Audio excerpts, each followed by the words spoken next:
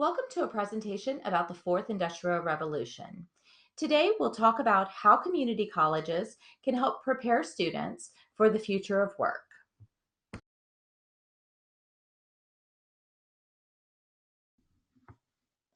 According to the World Economic Forum, 42% of today's skills will not be applicable in 2022. The world is changing dramatically. We are living in what's called the Fourth Industrial Revolution.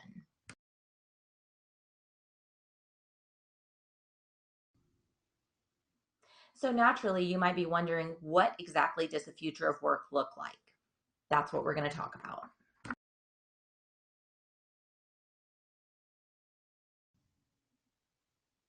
Essentially, we've moved over time from mechanical production to mass production to automated production.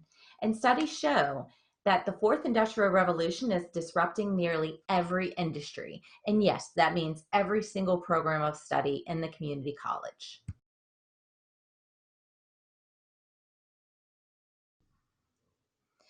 So yes, people are wondering, does this mean robots will replace us?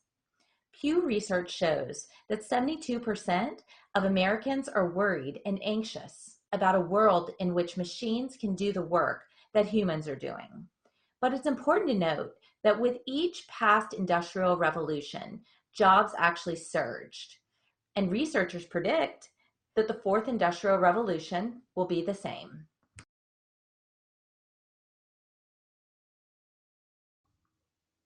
The president of Indonesia recently stated that the fourth industrial revolution will create more jobs than it destroys, not only in the long term, but also in the short term.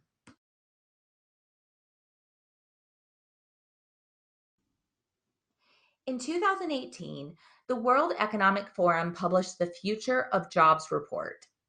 In this report, the researchers interviewed 371 global employers encompassing 13 million employees from 9 broad industries and 15 emerging economies. And here's what they learned.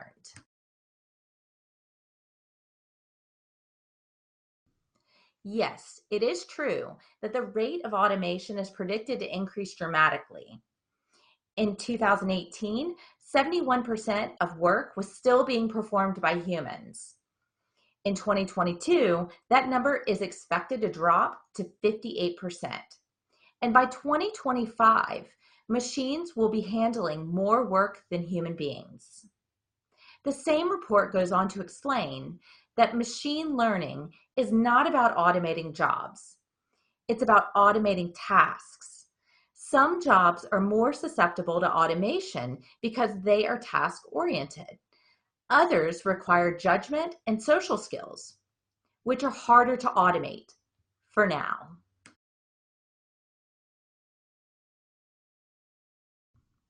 As mentioned, nearly every industry will be impacted.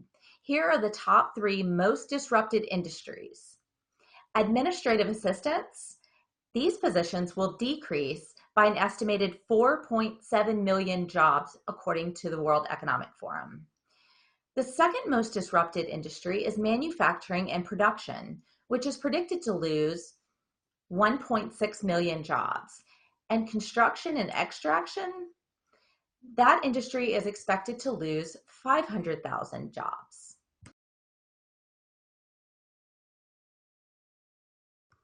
So it's important to really understand what employers want. Notice the top 3 skills are innovation and analytical thinking, learning and learning strategies, and creativity. Also notice the overall focus on soft skills. This was what I heard from employers daily while in workforce development. They want employees that have soft skills. It's also important to note that the employers surveyed said technical skills were actually easier to train on the job. Soft and interpersonal skills were much more difficult.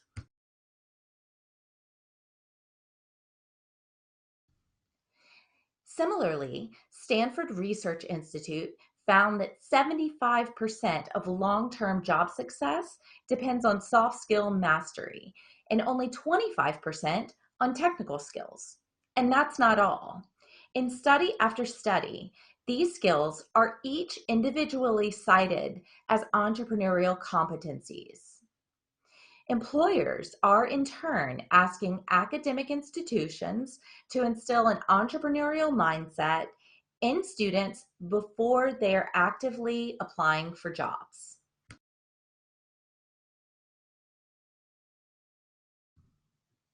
In other words, the future of work is entrepreneurial.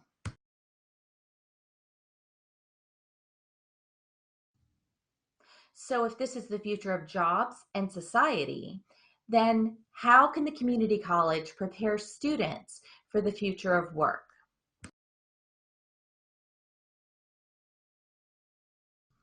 According to the research, soft skills can and should be built into every program of study. Now, does this mean redesigning every course? Not at all. There are programs that can incorporate soft skills with very little required from the faculty member. As a former professor, I know what you're thinking, not one more thing, but I'm very conscious of that. And with that in mind, here are 3 programs that I'd urge you to at least be open to learning about.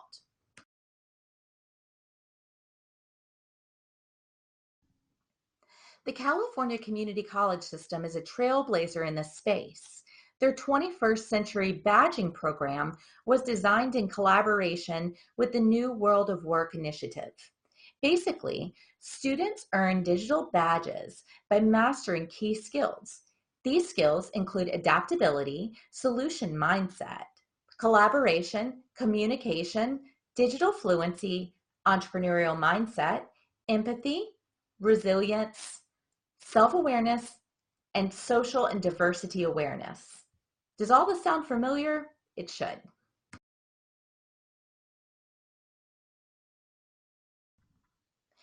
The Entrepreneurial Learning Initiative is devoted to instilling an entrepreneurial mindset in students, individuals, employees, and organizations as a whole.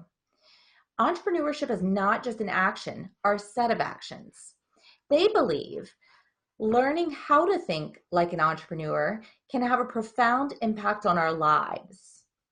An entrepreneurial mindset shifts our perspective in a way that exposes opportunities, ignites ambition, and fosters the creativity and the critical thinking, the self-reliance, the resilience, and resourcefulness that has become essential for both individuals and organizations to adapt and thrive in today's rapidly changing world. It also creates a powerful incentive to learn.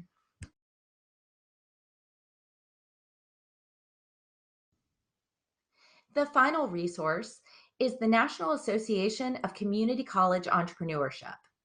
This is by far the most progressive association that I know of in this space.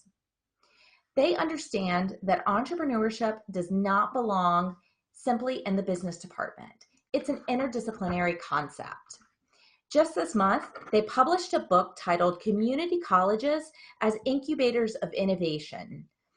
The book addresses the urgent need for community colleges to prioritize entrepreneurship education, both to remain relevant in a changing economy and also to prepare students with the flexible and interdisciplinary mindsets needed for the future of society.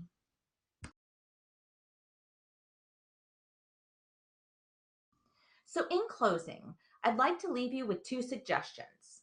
1, the next time you think about entrepreneurship, remember that it is about much more than starting a business. It's a mindset, and it's what employers are asking for. And number 2, let's stop asking students what they want to be when they grow up, and instead ask them what problems they want to solve. That's what the future of work really needs.